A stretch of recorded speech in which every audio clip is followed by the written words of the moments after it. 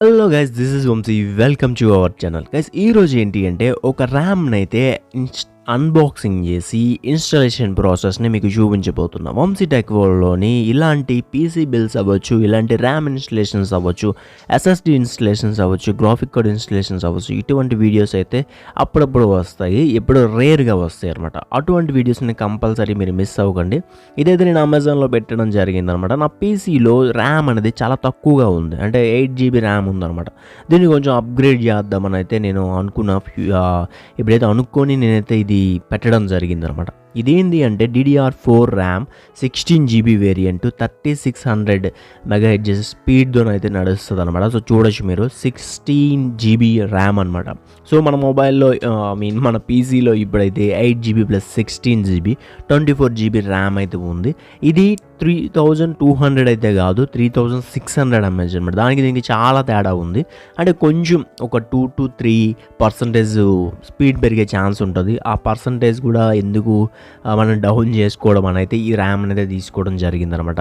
దీని కాస్ట్ అనేది నేను వీడియో ఎండ్లో చెప్తాను.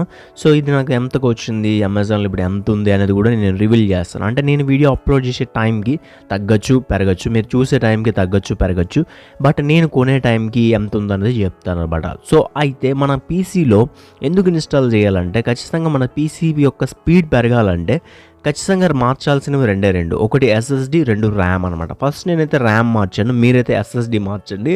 ర్యామ్ ఎందుకు అంటే, ఎస్ఎస్డి కంటే ర్యామ్ అనేది మన గేమ్స్ పర్ఫార్మెన్స్లో కొంచెం ముందు ఉంటుంది అనమాట. సో ఎస్ఎస్డి కూడా ఉంటుంది, ర్యామ్ అనేది కూడా మన గేమ్స్కి చాలా అవసరం. మన పీసీ అయితే ఇదనమాట. సో ఇందులో Ryzen 7 3800X ప్రాసెసర్తో నడుస్తుంది అనమాట. సో అన్నిటికన్నా కాస్ట్ ఇదైతే మనకి ప్రాసెసరే కాస్ట్ ఎక్కువ ఉంటుంది.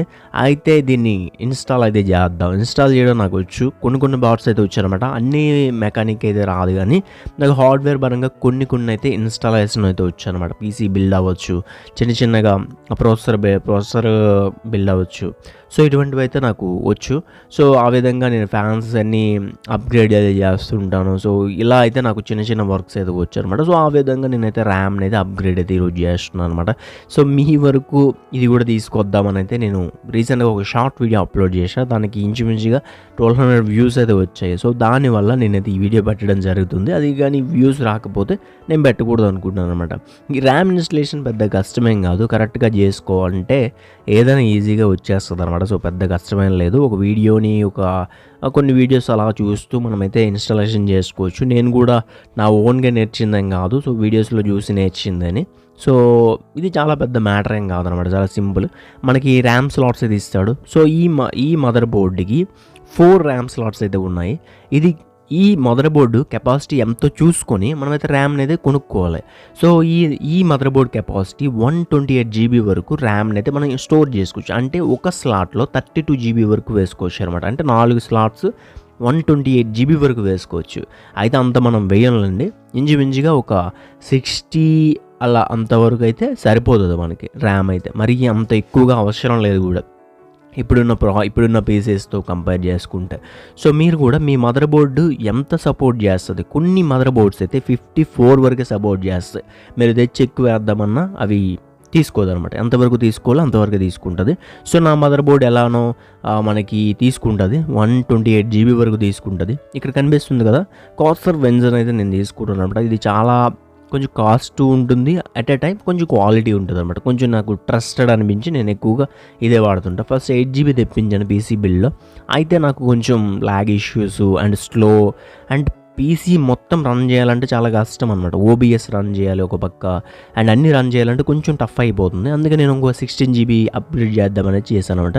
జస్ట్ ఏం లేదు, స్లాట్లో పెట్టిన తర్వాత వెంటనే నొక్కేయకుండా కొంచెం అడ్జస్ట్ అయిందిలే చూసుకొని ఒక్కసారి ఇలా అయితే క్లిక్ చేయండి. క్లిక్ చేస్తే చిన్న సౌండ్ వస్తుంది, టక్కని. ఆ టక్కని వస్తే లాక్ అనేది ర్యామ్కి పడిపోద్ది అనమాట. అక్కడ మీకు లాక్స్ నేను చూపిస్తాను ఎలా ఉంటాయనేది. ముందుగా పెట్టే ముందు లాక్ అనేది ఓపెన్ చేసుకోవాలి. మీకు కనిపించలేదు, నేను పక్క దాంట్లో చూపిస్తా చూడండి. పక్కన ఉన్నాయి కదా ర్యామ్ స్లాట్స్ ఇంకొక 2, అందులో మీకు లాక్స్ చూపిస్తా.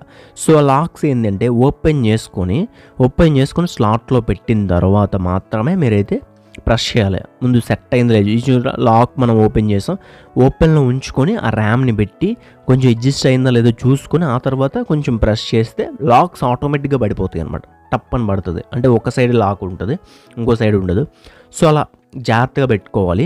కొంచెం తేడా వచ్చినా ర్యామ్ స్లాట్ ఇరిగిపోద్ది. అంటే మరీ అంత డెలికేట్ ఉండవులేండి. కాకపోతే కొన్నిసార్లు మదర్ బోర్డ్ కొంచెం క్వాలిటీ లేకపోతే ర్యామ్ స్లాట్స్ ఇరిగిపోతాయి అనమాట. సో పిన్స్ కూడా డ్యామేజ్ అయ్యే అవకాశం ఉంటుంది. సో మీరు కరెక్ట్గా పెట్టకపోతే ఏం లేదు, జస్ట్ ముందు టక్కన పెట్టేయకుండా ముందు అడ్జస్ట్మెంట్ అయ్యిందా లేదా చూసుకొని, కరెక్ట్గా ఉందా లేదా చూసుకొని కొంచెం కొంచెంగా పెట్టండి. అదే మనకి టప్ అని సౌండ్ వస్తుంది అనమాట. అంటే టప్ అంటే అది ఇరిగిపోయిందని కాదు, ఆ లాక్ అనేది దానికి లాక్ అయ్యిందనమాట.